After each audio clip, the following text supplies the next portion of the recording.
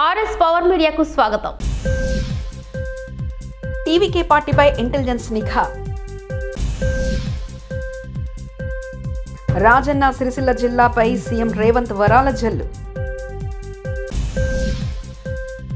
ముఖ్యమంత్రిగా ప్రతిపక్ష నేతగా ఏ ఒక్కరికి దక్కని అదృష్టం నాకు దక్కింది సీఎం చంద్రబాబు. తిరుమలలో అన్యమత ఉద్యోగుల బదిలీని స్వాగతిస్తున్నాం కిషన్ రెడ్డి. కడప స్టీల్ ప్లాంట్ అంటే కొబ్బరికాయలు కొట్టే ప్రాజెక్టా వైఎస్ షర్మిల. ప్రముఖ సినీ నటుడు విజయ్ నేతృత్వంలోని తమిళ వెట్రి కళగం టీవీకేకు రాష్ట్ర వ్యాప్తంగా ఏ మేరకు మద్దతు లభిస్తుందన్న వ్యవహారంపై రాష్ట్ర ఇంటెలిజెన్స్ విభాగం ఆరా తీస్తుంది. శాసనసభ ఎన్నికల్లో గెలిపే లక్ష్యంగా ఇటీవల విక్రవాండిలో నిర్వహించిన టీవీకే తొలి మహానాడుకు 5 లక్షల మందికి పైగా జన సమీకరణ ఎలా సాధ్యమైందన్న విషయంపై ఇంటెలిజెన్స్ అధికారులు వివరాలు రాబడుతున్నారు. ఏపీ అసెంబ్లీ సమావేశాలు కొనసాగుతున్నాయి. ఈ సందర్భంగా 150 రోజుల పాలనపై శాసనసభలో ముఖ్యమంత్రి చంద్రబాబు నాయుడు మాట్లాడారు. ఏపీ చరిత్రలో ఎప్పుడూ చూడని ప్రజా తీర్పు వచ్చిందన్నారు. 2024 ఎన్నికల్లో ప్రజల తిరుగుబాటు కనిపించిందన్నారు. 4 దశాబ్దాలుగా నన్ను ఆదరించారు. అందరికంటే ఎక్కువసార్లు నన్ను ప్రజలు సీఎం చేశారు. ఎన్నో ఇబ్బందులు పెట్టారు. జైలు కూడా పంపారు. బాంబు దాడి నుంచి శ్రీవారే నన్ను కాపాడారు. నేను ఏ తప్పు చేయలేదు. సీఎం అయ్యాక రాష్ట్రాన్ని బాగు చేస్తారా, చేయగలుగుతాము అనే నమ్మకం ఉందా అని పలువురు నన్ను అడిగారు. నేను పారిపోలేను. అధికారం ఉన్నా అధికారం లేకపోయినా ప్రజల కోసమే పనిచేశాను. ఇప్పుడు కూడా ప్రజల తీర్పు ఇచ్చి నన్ను కల్పిస్తే అభివృద్ధి చేసి తీరుతానని ప్రతిజ్ఞ చేసి ముందుకొచ్చారంటూ సీఎం చంద్రబాబు నాయుడు వ్యాఖ్యానించారు. ఆంధ్రప్రదేశ్ రాష్ట్రంలో ఆ రోజు సమైక్య ఆంధ్రప్రదేశ్లో కానీ ఇప్పుడు నవ్య ఆంధ్రప్రదేశ్లో కానీ మరే ఏ నేతకు దక్కని గౌరవం నాకు దక్కింది. ఇన్ని సంవత్సరాలు సమైక్య ఆంధ్రప్రదేశ్లో 9 సంవత్సరాలు అందరికంటే ఎక్కువ ముఖ్యమంత్రిగా ఉండే అవకాశం వచ్చింది. 10 సంవత్సరాలు ప్రతిపక్ష నాయకుడిగా పనిచేసే అవకాశం వచ్చింది. అదే మరి ఇక్కడ ఒకసారి రెండోసారి ముఖ్యమంత్రిగా ఒకసారి ప్రతిపక్షంలో పనిచేసే అవకాశం ప్రజలు ఇచ్చారు. అదే ఇంకొక విధంగా దిశ అనునిత్యం కష్టపడి పనిచేయడం, నిజాయితీగా ఉండడం, అనుక్షణం ప్రజలు వాళ్ళ బిడ్డల సంక్షేమమే ధ్యేయంగా పనిచేస్తూ వచ్చాను. అందుకే 4 దశాబ్దాలుగా ప్రజలు ఆదరించారు.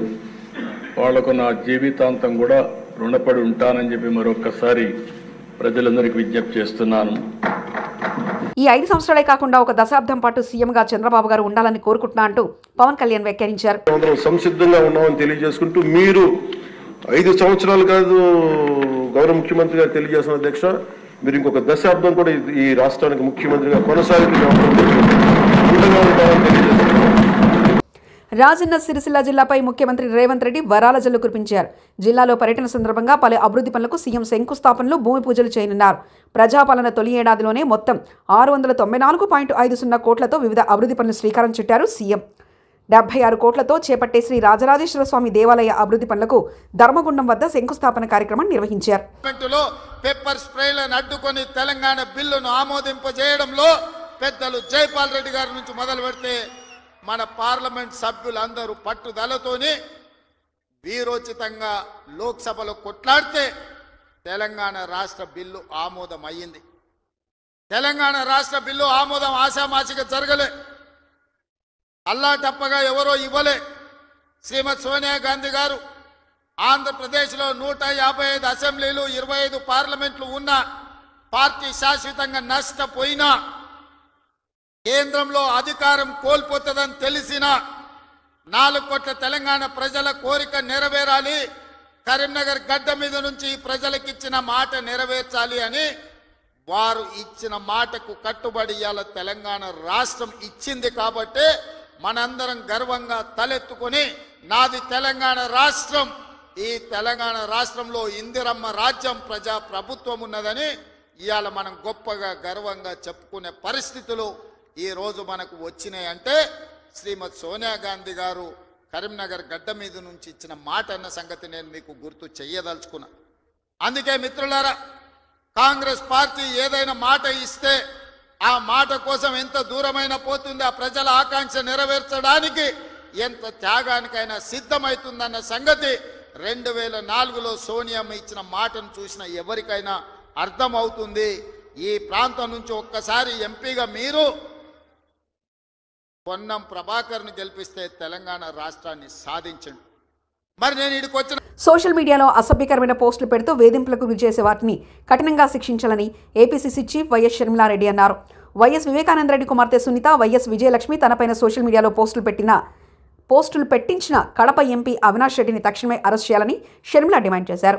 తమ అందరిపై అవినాష్ రెడ్డి పోస్టులు పెట్టించారని పోలీసులు నిర్ధారణకు వచ్చారని, అలాంటప్పుడు అతన్ని ఎందుకు విచారించడం లేదు, అరెస్టు చేయడం లేదంటూ ఆమె ప్రశ్నించారు. ఇలాంటి వారిని కఠినంగా శిక్షించాల్సిందే అంటూ డిమాండ్ చేశారు. కడప స్టీల్ ప్లాంట్ కోసం కడప కలెక్టర్ కార్యాలయం ఎదుట షర్మిల నిరసన కార్యక్రమం చేపట్టారు. ఈ సందర్భంగా ఆమె వినూత్నంగా నిరసన చేపట్టారు. కడప స్టీల్ ప్లాంట్ అంటే కొబ్బరికాయలు కొట్టే ప్రాజెక్ట్ అంటూ కొబ్బరికాయలతో కలెక్టరేట్ ఎదుట నిరసనకు దిగారు. మంతా అభివృద్ధి చెందాలి అని, ఈ ప్రాంతం తలరాతను మార్చాలి అని చేపట్టాలనుకున్న ప్రాజెక్టు. కడప స్టీల్ ఫ్యాక్టరీ వస్తే ఈ ప్రాంతం అంతా సస్యశ్యామలం అవుతుందని, ఇక్కడ కడప బిడ్డల జాతకాలు మారిపోతాయి అని, ఎంతోమందికి మేలు జరుగుతుంది అని రాజశేఖర్ రెడ్డి గారు కడప స్టీల్ ఫ్యాక్టరీ రావాలి అని ఉద్దేశించారు. నిజానికి రాజశేఖర్ రెడ్డి గారు ఉన్నప్పుడే కడప స్టీల్ ఫ్యాక్టరీ కోసం ఎన్నో ప్రయత్నాలు చేసి దీన్ని సాకారం చేయాలి అని పూర్తి బ్లూ ప్రింట్ కూడా తయారు చేశారు. 10,000 ఎకరాలలో 20,000 కోట్ల పెట్టుబడితో 20 మిలియన్ల టన్నులు ఉత్పత్తి చేసే కెపాసిటీ గల ప్లాంట్ని ఇక్కడ ఏర్పాటు చేయాలి అని మొత్తం ప్లాన్ రెడీ చేశారు రాజశేఖర్ రెడ్డి గారు. రాజశేఖర్ రెడ్డి గారు ఉద్దేశం ప్రకారం 25,000 మందికి ఉపాధి కల్పిస్తుంది ఈ ప్లాంటు, డైరెక్ట్ ఎంప్లాయ్మెంట్ ఇస్తుంది. ఇంకో 1,00,000 మందికి ఇండైరెక్ట్ ఎంప్లాయ్మెంట్ ఇస్తుంది ఈ ప్లాంటు అన్నది రాజశేఖర్ రెడ్డి గారి ఉద్దేశం అయితే, మరి ఈరోజు ఏమైంది? ఎక్కడికి పోయింది? అంత గొప్ప ప్రణాళిక తర్వాత వచ్చిన నాయకుల చేతుల్లో నాశనం అయిపోయింది కదా. తిరుమల తిరుపతి దేవస్థాన పాలక మండలి నిర్ణయాలను కేంద్ర మంత్రి కిషన్ రెడ్డి కొనియాడారు. తిరుమల శ్రీవారిని ఆయన దర్శించుకున్నారు. బుధవారం వీఐపీ ప్రారంభ విరామ దర్శన సమయంలో ఆయన స్వామివారి సేవలో పాల్గొన్నారు. దర్శన అనంతరం కిషన్ రెడ్డి మీడియాతో మాట్లాడారు.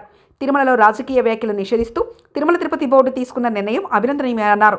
తిరుమలలో అన్యమత ఉద్యోగుల తొలగింపు నిర్ణయాన్ని స్వాగతిస్తున్నట్లు కిషన్ రెడ్డి చెప్పారు. బాధ్యతలు చేపట్టిన తర్వాత మొదటిసారి స్వామివారి ఆశీస్సుల కోసం రావడం జరిగింది. చాలా సంతోషం.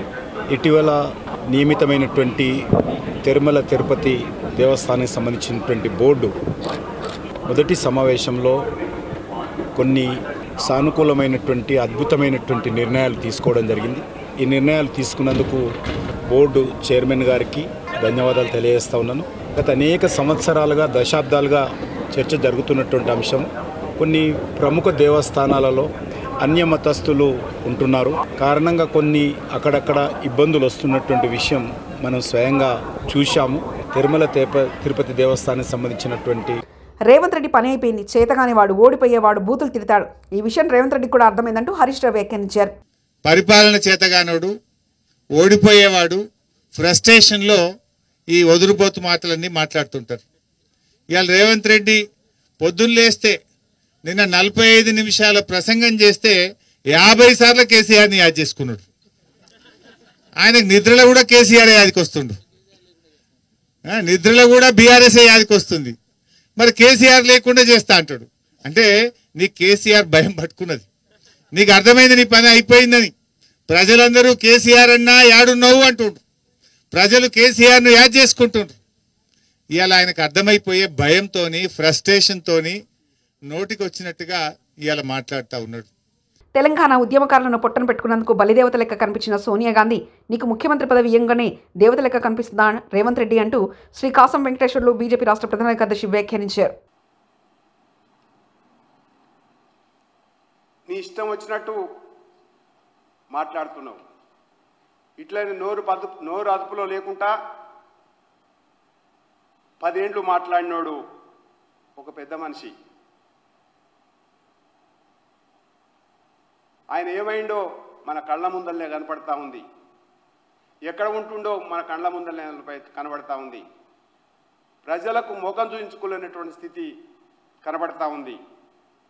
2004 వరకు అధికారంలో ఉన్న నారా చంద్రబాబు నాయుడు జీవనాడి పోలవరం గురించి ఆలోచించలేదు. పోలవరంపై చిత్తశుద్ధితో ముందుకు వెళ్ళింది వైఎస్ఆర్ మాత్రమే. కేంద్రం కట్టాల్సిన పోలవరాన్ని రాష్ట్ర ప్రభుత్వం కట్టాల్సిన పరిస్థితి తెచ్చింది చంద్రబాబే. పోలవరాన్ని సొంత కాంట్రాక్టర్కు కట్టబెట్టి కమిషన్ కాజాలనే దుర్బుద్ధితో చంద్రబాబు చేసిన చారిత్రక తప్పిదమే. పచ్చి అబద్ధాలు చెప్పడంలో చంద్రబాబు నైపుణ్యం పెరుగుతుంది అంటూ అంబటి రాంబాబు వ్యాఖ్యానించారు. ఫౌండేషన్ స్టోన్ వేసి మళ్ళీ తిరిగి పన్ను ప్రారంభించాలనే ఆలోచన మీకు ఎందుకు రాలేదు? అంజయ్య గారు 1981లో ఫౌండేషన్ వేశారు అని చెప్తున్నారు కదా. ఇన్ని సంవత్సరాలు మీరు ఈ పోలవరం గురించి ఎందుకు ఆలోచించలేదు అంటే, పోలవరం గురించి మీరు చెయ్యాలనేటువంటి సంకల్పమే మీ మనసులో లేదు, మీకు ఆలోచన లేదు. రాజశేఖర రెడ్డి గారు 2004లో అధికారంలోకి వచ్చిన తర్వాత ఏ విధంగా అయినా సరే ఈ పోలవరాన్ని పూర్తి చేయాలి, ఇది రాష్ట్రానికి కావలసినటువంటి ప్రాజెక్టు అనేటువంటి ఉద్దేశంతో పోలవరానికి శంకుస్థాపన చేసి రాష్ట్ర ప్రభుత్వమే సుమారుగా 4,000 కోట్ల రూపాయలు ఖర్చు పెట్టి కుడి ఎడమ కాలువలు తవ్వి, సరే దురదృష్టవశాత్తు రాజశేఖర రెడ్డి గారు మరణించడం జరిగింది. ఆ తర్వాత పరిణామాలు మీ అందరికీ తెలుసు. రాజశేఖర రెడ్డి గారు మరణించారు, కాంగ్రెస్ పార్టీ వచ్చింది. కాంగ్రెస్ పార్టీ కూడా టెండర్ ట్రాల్ స్ట్రైక్ ఇచ్చారు, వాళ్ళు కొన్ని పనులు చేశారు. దురదృష్టవశాత్తు రాష్ట్రం విడిపోయింది. విడిపోయినప్పుడు ఏం జరిగింది? ఇది చాలా ముఖ్యమైన ప్రాజెక్టు కాబట్టి దీన్ని జాతీయ ప్రాజెక్టుగా డిక్లేర్ చేశారు వాడు. మనకు రాష్ట్రం విడిపోయినా తెలంగాణ లాంటి ఆదాయం కలిగినటువంటి మహాపట్టణం మనకు లేదు కాబట్టి ఏదో ఒక విధంగా మనకు కొద్ది మొగ్గు వేయాలనేటువంటి ఉద్దేశం. రేవంత్ రెడ్డి అల్లుడు మ్యాక్స్బెన్ ఫార్మా కంపెనీపై కేఏ పాల్ వ్యాఖ్యలు. ఫార్మా కంపెనీ కోసం వీళ్లకు 100,000 కోట్ల డబ్బులు ఎక్కడి నుంచి వస్తున్నాయి? 2-3 రోజుల్లో నేను కొడంగల్ వస్తున్నాను. మీరు తొందరపడి ఆత్మహత్యలు చేసుకోకండి. వీళ్ల అవినీతి బయట పెడతాం. మీకు న్యాయం చేయడానికి నేనున్నానంటూ కేఏ పాల్ వ్యాఖ్యానించారు. అంతేకాకుండా కొడంగల్లో రైతులను బలవంతంగా ఫోర్స్ చేసి భూములు స్వీకరించడం అంటే ఇప్పుడే కంప్లైంట్ వచ్చింది. వదిలేది లేదు. గుర్తించుకున్నారు కదా మీరంతా. త్వరలో వస్తున్నాను. 2-3 రోజుల తర్వాత మీరు తొందరపడకండి, ఆత్మహత్యలు చేసుకోకండి, కంగారు పడకండి. వీళ్ళ అవినీతిని ఎక్స్పోజ్ చేద్దాం, కోర్టులకు వెళ్దాం, ప్రార్థిద్దాం, న్యాయం చేయడానికి నేనున్నానని గమనించండి. ఈ వీడియో అందరికీ షేర్ చేయండి. అంతేకాకుండా చిత్తుగా రాబోయే జనవరిలో జరగబోయనున్న సర్పంచ్ ఎలక్షన్లు ఈ పార్టీలన్నింటినీ చిత్తుగా ఓడించండి. ప్రజాశాంతి పార్టీ తరపుని ఇండిపెండెంట్ గా పోటీ చేద్దాం అనుకున్నవారు, ఇతర పార్టీలు అనవసరం అనుకున్న వారు అందరూ నవంబర్ 28 11 గంటలకు ప్రజాశాంతి పార్టీ అమీర్పేట ఆఫీస్కి రండి.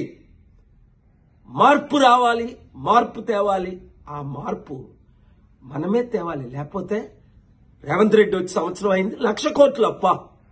అప్పుడు ముందు 7,00,000 కోట్లు అప్ప. ఇంకెంత కాలం ఈ అవినీతి అన్యాయం? వాళ్ళకి 1,00,000 కోట్లు, మనకి 1,00,000 కోట్లు అప్పు. మీరే మార్చాలి. మీరు నేను కలిసి పని చేద్దాం, ప్రార్థిద్దాం, మార్పు తీసుకొద్దాం.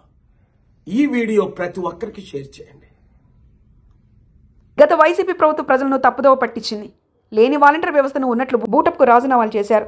గత ప్రభుత్వానికి వాలంటీర్పై ప్రేమ ఉంటే జీవో ఎందుకు ఇవ్వలేదో సమాధానం చెప్పాలంటూ మంత్రి డోలా శ్రీ బాల వీరాంజనేయ స్వామి వ్యాఖ్యానించారు.